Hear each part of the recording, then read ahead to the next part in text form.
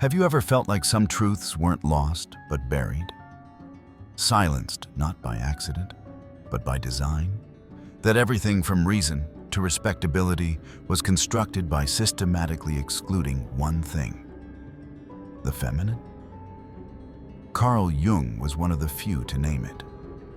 Not just as an external figure, but as something living within us. The anima. The repressed inner feminine. Intuition, emotion, depth, vulnerability, creativity, qualities long dismissed as irrational, unstable, even dangerous. Why? Because they couldn't be explained. They refused to be controlled. From the earliest days of philosophy, what couldn't be controlled was symbolized, and what couldn't be symbolized was feared. Plato separated truth from the body. Knowledge had to be abstract, clean, still, stripped of blood, skin, chaos. That which was feminine, that which moved, felt, changed, was cast as a distraction. Schopenhauer was less subtle. He called women defective, less rational, a biological detour. Not theory, but verdict. He didn't veil it in metaphor. He declared it like law. Freud, for all his complexity, mapped the feminine not as presence, but absence. He called the female mind a dark continent. Unknown, yes, but also unknowable. Not listened to, only decoded. Not heard, only analyzed. He turned silence into symptom, emotion into hysteria, and anatomy into identity. A woman was what she lacked. And in that framing, she was never met. She was only measured. Philosophy didn't just misread the feminine. It built itself in opposition to her. Rationality was purity. Emotion was flaw. Detachment was clarity. Proximity, danger. And so she was turned into metaphor. The body became temptation. Intuition became myth. She was rewritten as an obstacle thought had to overcome. Even today, those echoes persist. A calm man is wise. A calm woman is lucky.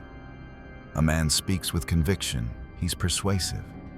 A woman speaks with passion, she's emotional. The same trait, different judgment. We still whisper the rules: don't be too soft, don't cry, don't contradict, don't feel too much. Carl Jung broke that silence. Not completely, but deeply.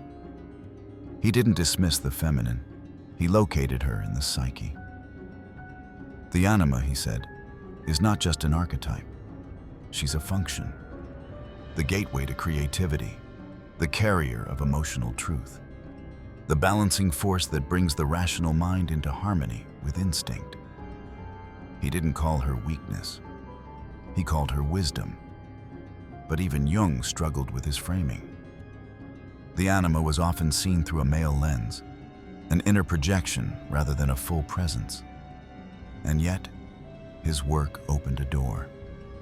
He suggested that wholeness comes not from perfection, but from integration.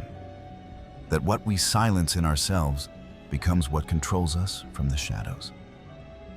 In rejecting the feminine, the Western mind rejected part of itself. A vital, raw, emotionally intelligent part that doesn't always fit into logic, but often points more accurately toward truth. Think about this.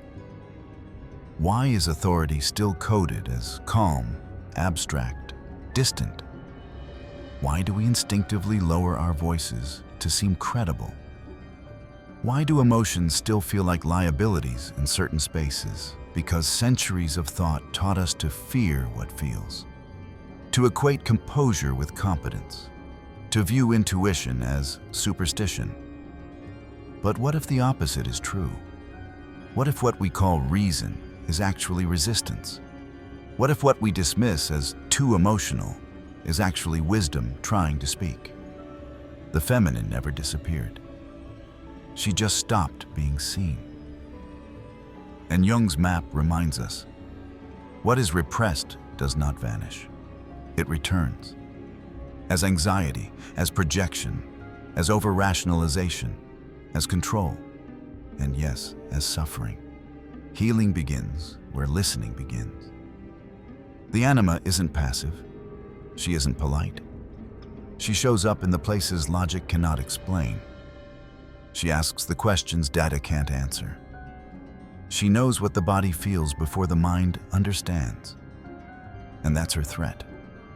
Not that she is wrong, but that she is right in ways the system cannot validate. To feel deeply in a world that rewards detachment is to risk being misunderstood. But that feeling, that knowing, is where truth lives. Jung's gift was in recognizing that the feminine is not chaos to be organized. It is mystery to be honored. It is instinct to be trusted. And more than anything, it is voice to be heard.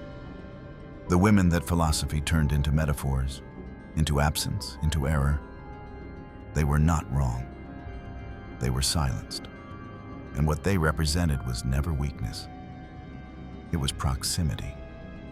The unbearable closeness of something real. Today, that silence still lingers. In classrooms, in boardrooms, in how we explain things, in who we quote, and in what voices feel credible. But it doesn't have to linger forever. We can speak differently. We can learn to hold contradiction, to let emotion inform thought, to let softness share space with strength. We can let the feminine back in, not as ornament, not as symbol, but as origin. Because what philosophy forgot, what it tried to erase, is exactly what makes us whole. Jung knew. What we repress returns. What we silence grows louder. And what we fear may be what we need to face the most. So the question is not, what is she? But rather, are we finally ready to listen?